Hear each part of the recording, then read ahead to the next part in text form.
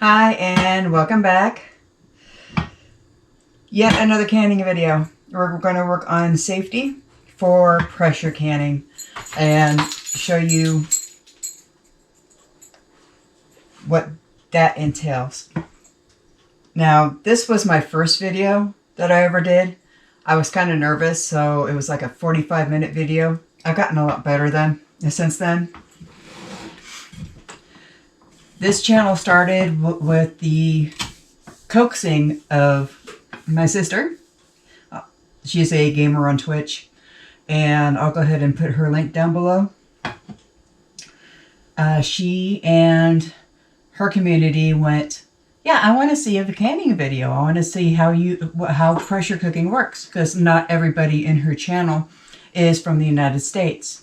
We have a lot from England, a few from the Netherlands, Holland, even a few Russian showed up before the Ukraine thing happened.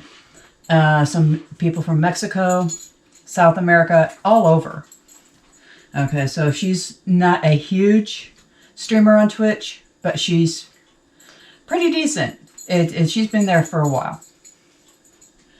I, on the other hand, just got started 2 years ago.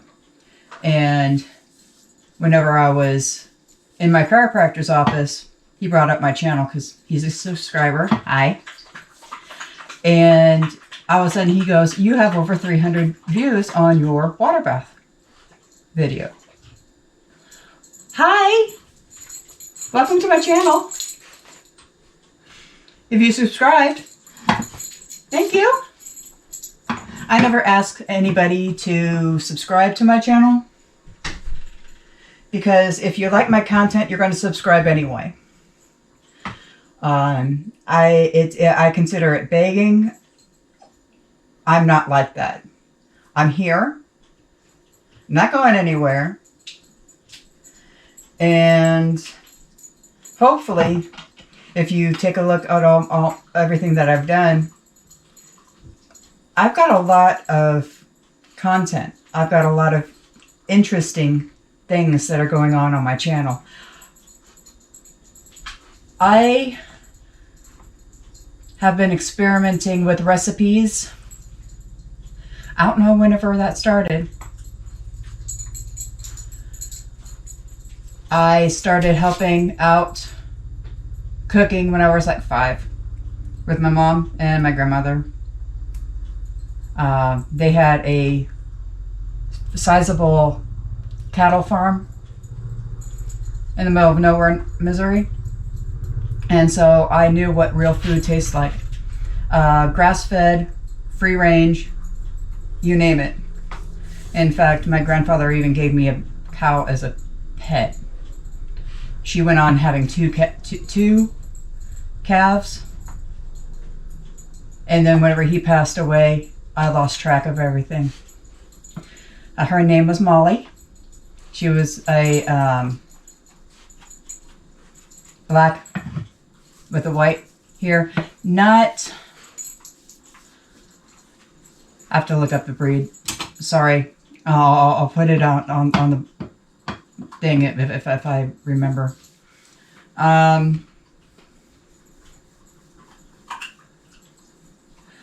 am a grandmother. I have 2 kids, 3 grandchildren.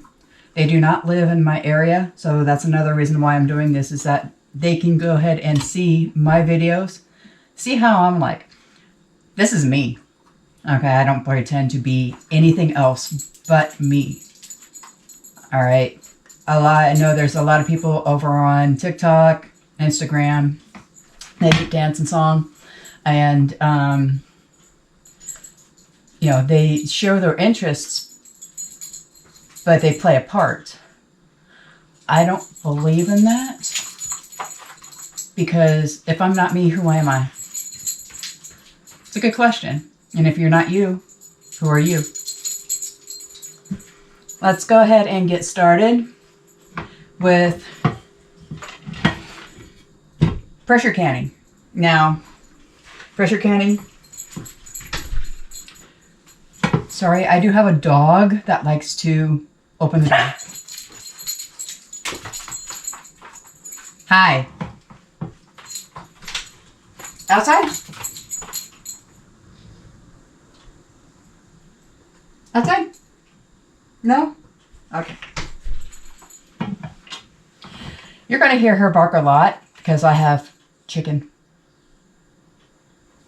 She likes chicken.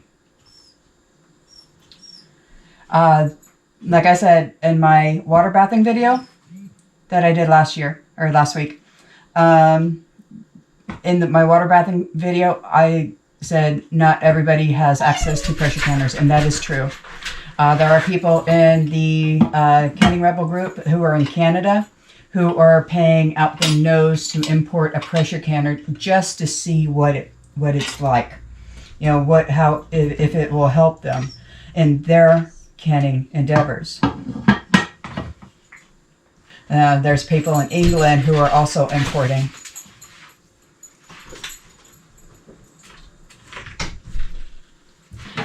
That's going to happen a lot. But this is basically a canner.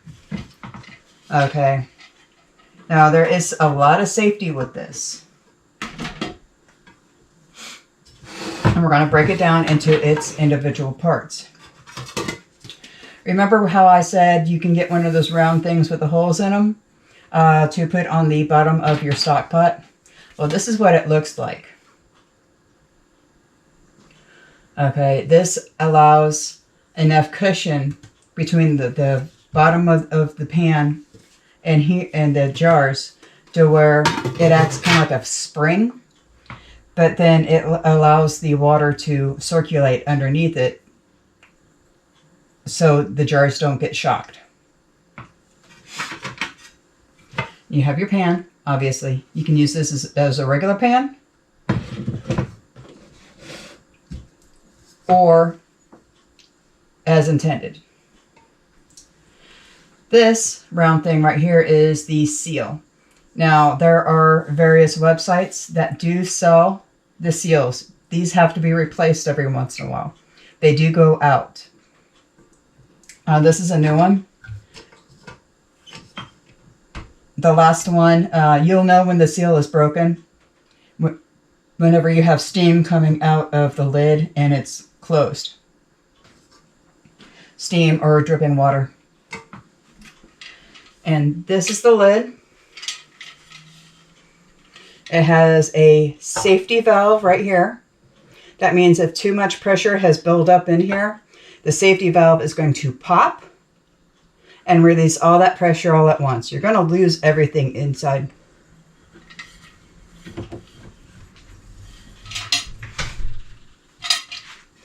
You're going to lose all your work that you did in here if that happens, because it'll have to be a rapid depressurization, and you're going to have a lot of breakage. Everything's going to pop.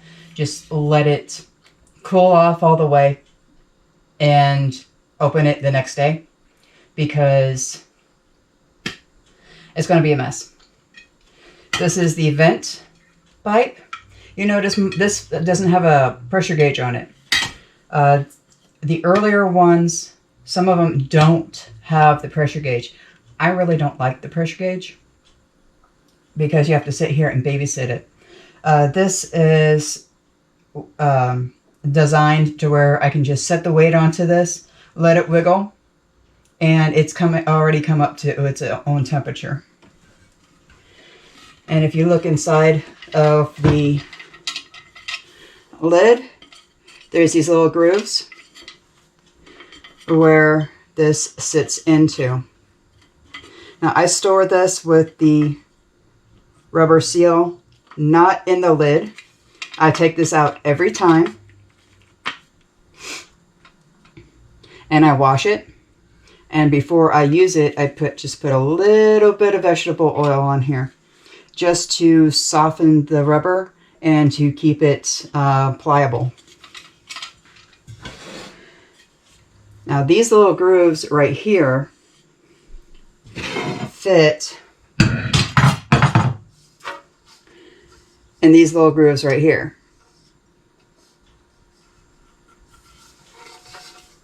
This helps seal the canner. this one, I don't know how old this is. I got this at a rummage sale. This one has another safety feature to it. Most of them won't. Is that they'll have a hinge right here. That way, if this pops off, it'll stop this from flying, or trying to stop it from flying. But that's what the safety valve is for. That is a structure of a pressure canner. There are many types of weights that are out there. This one is specifically made for this pot. It has a 5-pound, 10-pound, and 15-pound. Now, 5 pounds is pretty much for cooking only. Okay, so you can use this as a pressure cooker and a pressure canner. 10 pounds is for, I do believe, if your elevation is under 5,000. I want to say 5,000. I could be wrong. And anything above that would be 15 pounds of pressure, because of the air is thinner the higher elevation you are.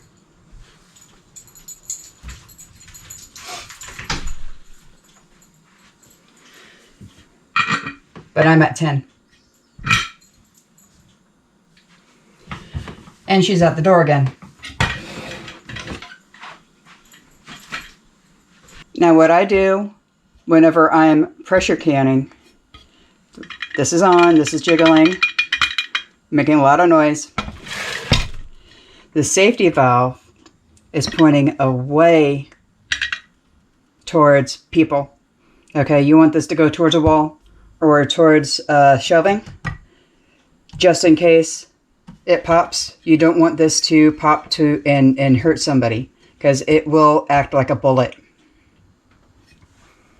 And there is a picture that's going around that has, the lid into the ceiling. You can do a lot of damage. That is actually a rapid depressurization. You don't want the canner to be hot whenever you open it. You want it completely cool. And I mean completely cool. Or else there is a possibility of it, the lid flying on you.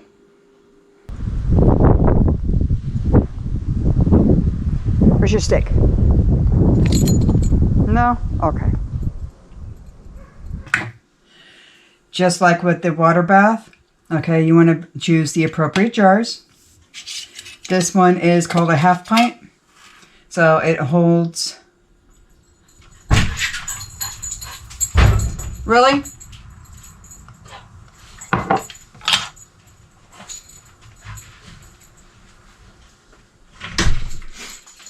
Excuse me. All right. It does hold a cup of food or dried goods, whatever you want. And then you just put the lid on here. And just like with water bathing, you have the temperature on one end. It'll get hot in the middle. Now, one of the reasons why they say for meat to pressure can, because this actually gets hotter than water bathing. This is a safety thing. Now, you can either do this either way. The length of time to pressure can is shorter than water bathing. So you still have that high temperature on the inside of the jar. It's just a matter of time. Which, by the way, I did get some more. In the meantime, we're going to go ahead and can some chicken. I do this for lunches. This is perfect for lunch size.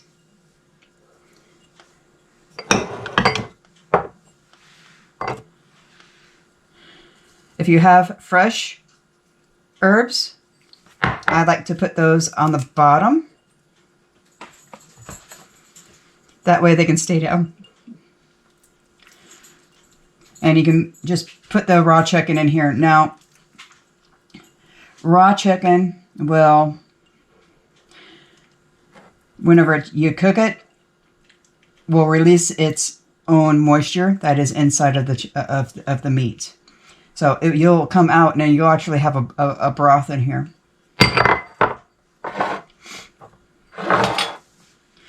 You can add spices to this.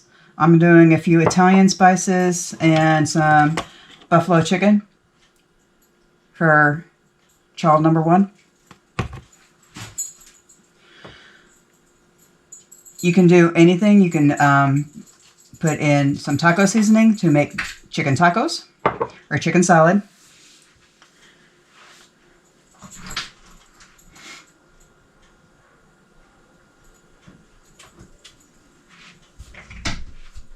Or even nachos.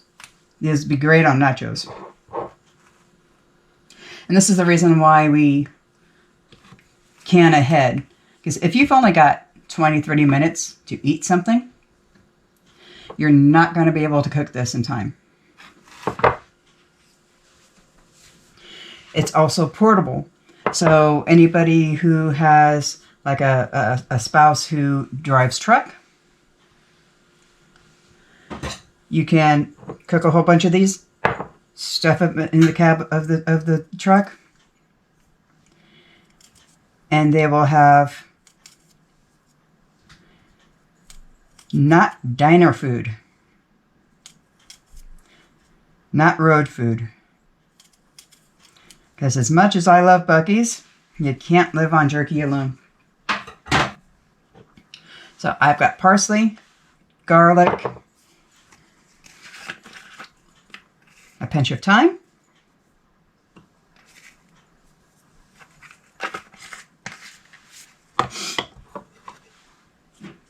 and a pinch of basil.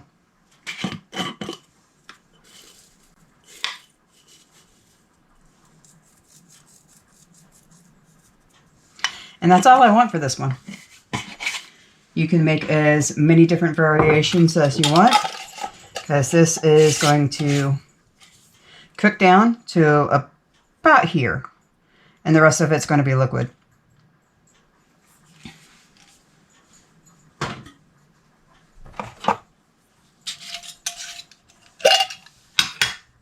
Okay, let me get all of these filled, and we'll be right back. Right, so I've also decided to do an Oriental style. I'm using black garlic powder, powdered ginger, tiny bit of paprika, and I mean tiny bit of paprika. Don't forget salt. Always add salt to your chicken, or else it'll taste really unflavored.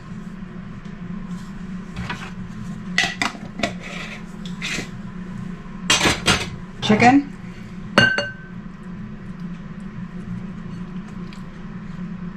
I mean, you can just do the chicken, add a little bit of salt. But just plain Jane chicken, and you can flavor it later. You can use it for, chicken salad. Add mayonnaise and celery, onions. It'll already be cooked. And for this, a little bit of soy sauce.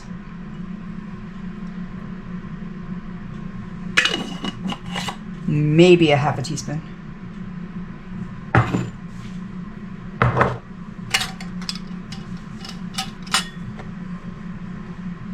Okay, always wipe your rims.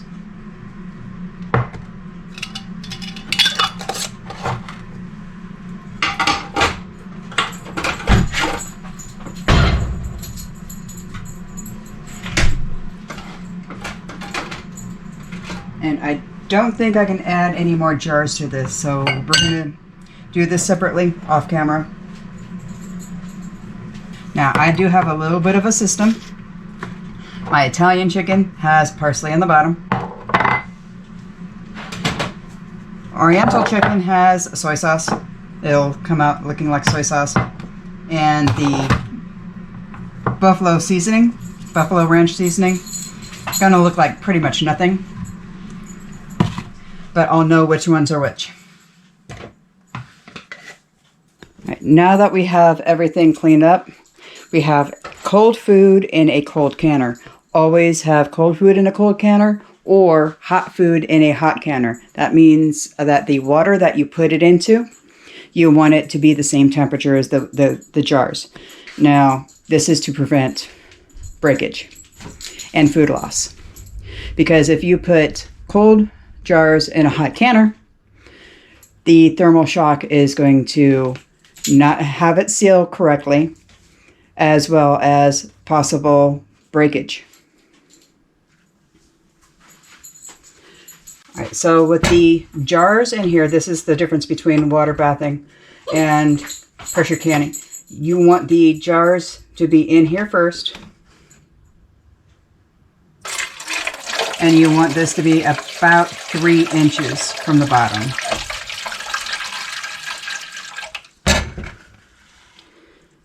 About 3 inches is about right here. So we're going to go ahead and put the lid on. Every canner has an arrow that points to where you need it on the handle. That's how you know how to get it on. Put your safety thing on. Safety thing pointing, or your blowout valve pointing away from you. And I'm going to put this on about high until I get a steady stream of steam, and then let it vent for 10 minutes. Okay, so rule of thumb whenever you're pressure canning something non-acidic, like meat. Oh, and I found those strips, by the way, after I ordered about 80 of them. They were cheap enough, but I don't think I'm going to need to buy them for my ferments for ever.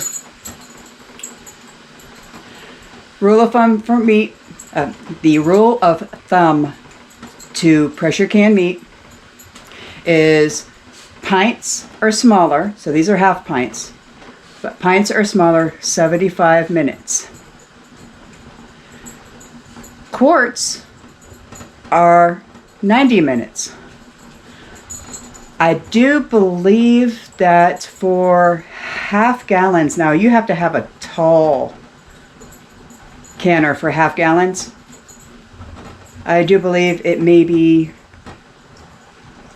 an hour and 45 minutes to 2 hours.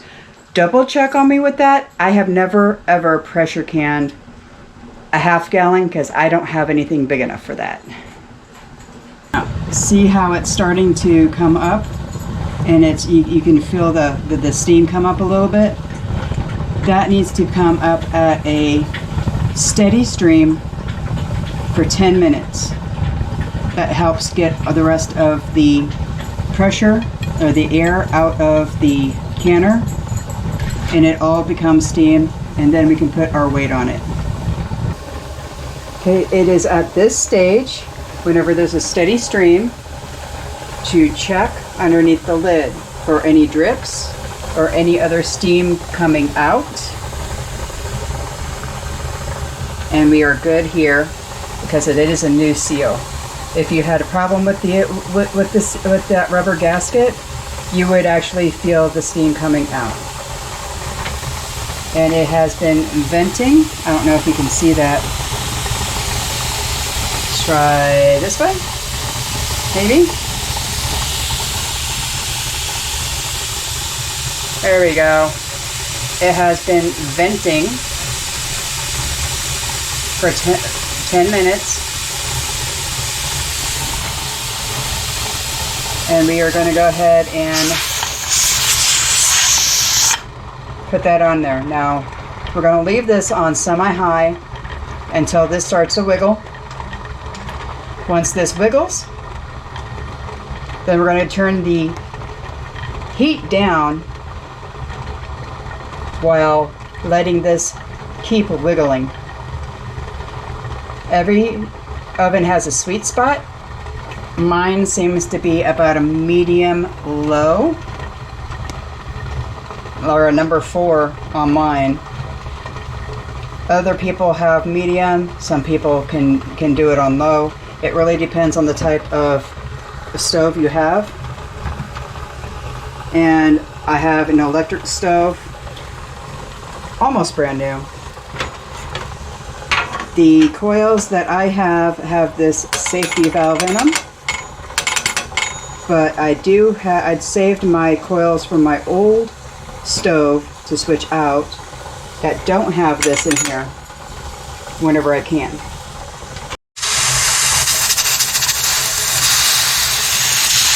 Okay, now is where I want to go ahead and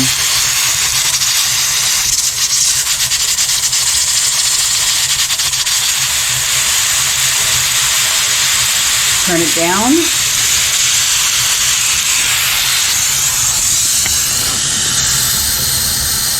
To about 4.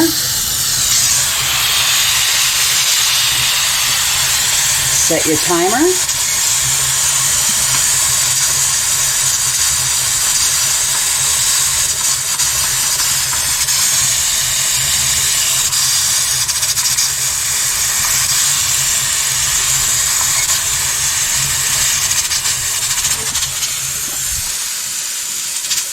And we'll be right back.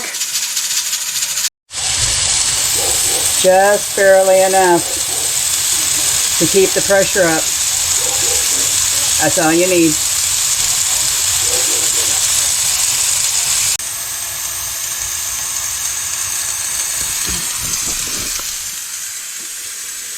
Now, whenever it is the timer goes off, turn it off and walk away.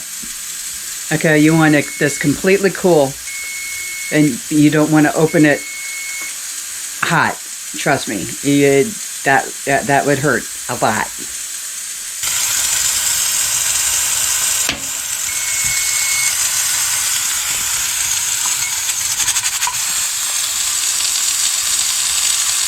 Right, now that this is cooled off a little bit, you can lift that off without it hissing at you.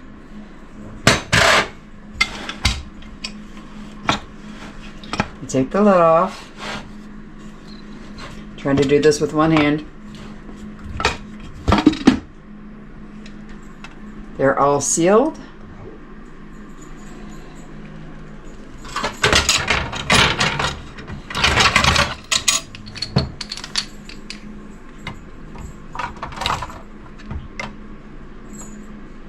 And this is a soy sauce.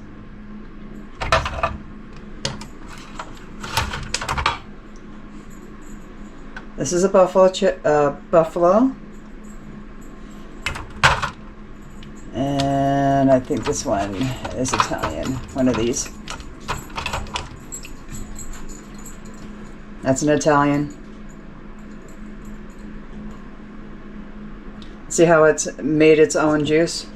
That's all that moisture came out of the meat to make a broth.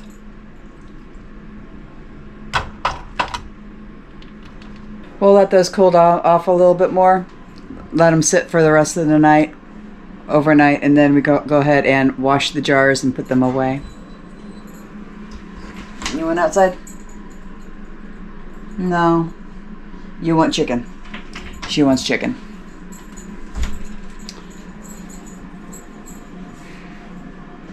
Okay, and I have 8 jars of chicken. 8 lunches. All right, so I'm going to go ahead and call it a night, and we'll see you next time.